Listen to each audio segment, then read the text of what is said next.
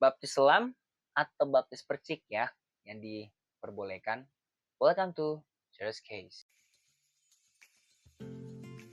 Nah teman-teman, ada begitu banyak perdebatan di luar sana mengenai tentang hal ini.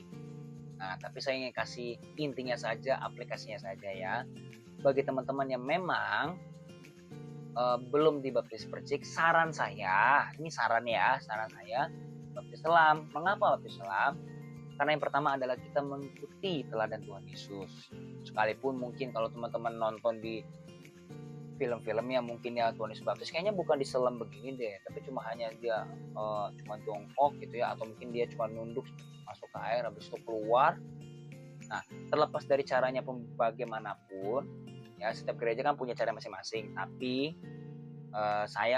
kalau saya kan di GBI ya, kita percaya bahwa baptis selam itulah yang disahkan Tuhan Yesus. Tapi kalau misalnya ada yang baptis percik dari sinode lain bagaimana? Ya kalau memang dari sinode lain silakan saja. Makanya saya kan kasih saran di sini. Daripada nanti kita berdebat ini dan itu, saran saya fokuslah kepada baptisannya. Itu. Tapi supaya lebih afdol itu lebih baik dibaptis selam gitu loh. Karena baptis percik itu untuk orang-orang yang memang dia sedang sakit, misalnya orang itu misalnya sudah sekarat gitu ya. Kayak contoh deh, saya kasih contoh, misalnya saya punya pendeta ya, bisa dibilang gembala saya itu melayani salah satu jemaat yang papanya itu mau terima Yesus. Itu papanya itu udah gak bisa ngomong gitu loh, jadi cuma bisa kasih kode lewat tangannya saja. Nah jadi siapa si gembalanya saya ini, dia cuma ngomong di telinganya, bilang aku menerima Engkau sebagai Tuhan dan Juru Selamat, bla bla bla. Lalu bilang, apakah kamu Bapak mau menerima Yesus sebagai Tuhan? Kalau mau gerakkan jari. Terus dia gerakkan jarinya, oh dia mau. Dan gak lama habis itu dia meninggal. Tuh.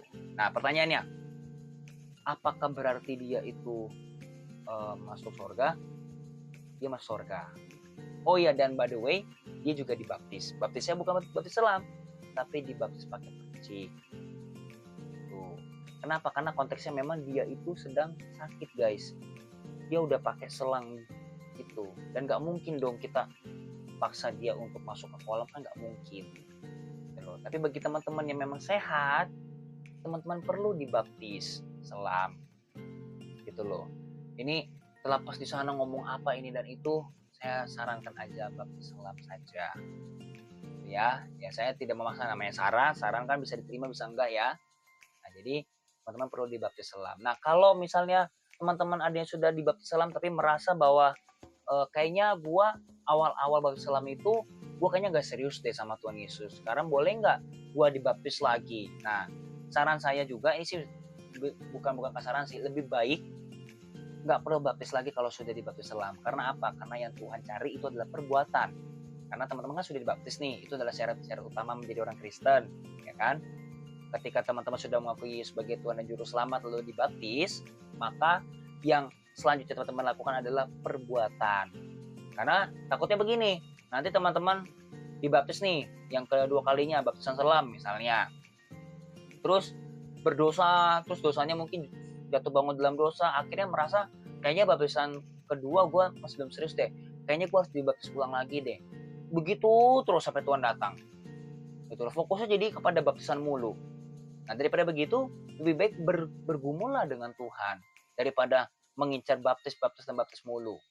Gitu loh. Baptisan selam cukup sekali aja. Kalau ada yang sudah dibaptis selam, satu aja. Nah ini juga bagi teman-teman yang pengen menikah misalnya, tetapi disuruh baptis selam, silakan ikutin saja. Karena kan peraturannya kan beda-beda ya. Tapi kan ini untuk supaya teman-teman bisa menikah, salah satunya caranya. Nanti next video saya akan kasih tahu tentang pernikahan di beda gereja. Tapi nanti aja, kita fokus ke sini dulu. Salah satunya adalah nanti ketika teman-teman disuruh baptis selam, terus karena misalnya teman-teman dari gereja mana gitu ya, gereja A, ya memang fokusnya kepada baptis percik, karena saya ikutilah untuk baptisan selam saja gitu loh. Toh juga itu supaya administrasi juga salah satunya, supaya teman-teman bisa menikah gitu. Jadi tidak perlu diperdebatkan di mana-mana atau lain sebagainya. Kalau memang dari awal misalnya orang itu memang percaya baptisan persik, ya sudahlah, kita nggak perlu memaksakan dia. Selama dia memang mengakui Yesus sebagai Tuhan dan Juru Selamat, dia tetap saudara kita. Justru kalau kita yang sudah baptisan selam, ya tunjukin dong kalau kita itu adalah anak-anak Tuhan dan anak terang. Ya, semangat semuanya. Thank you and God bless you.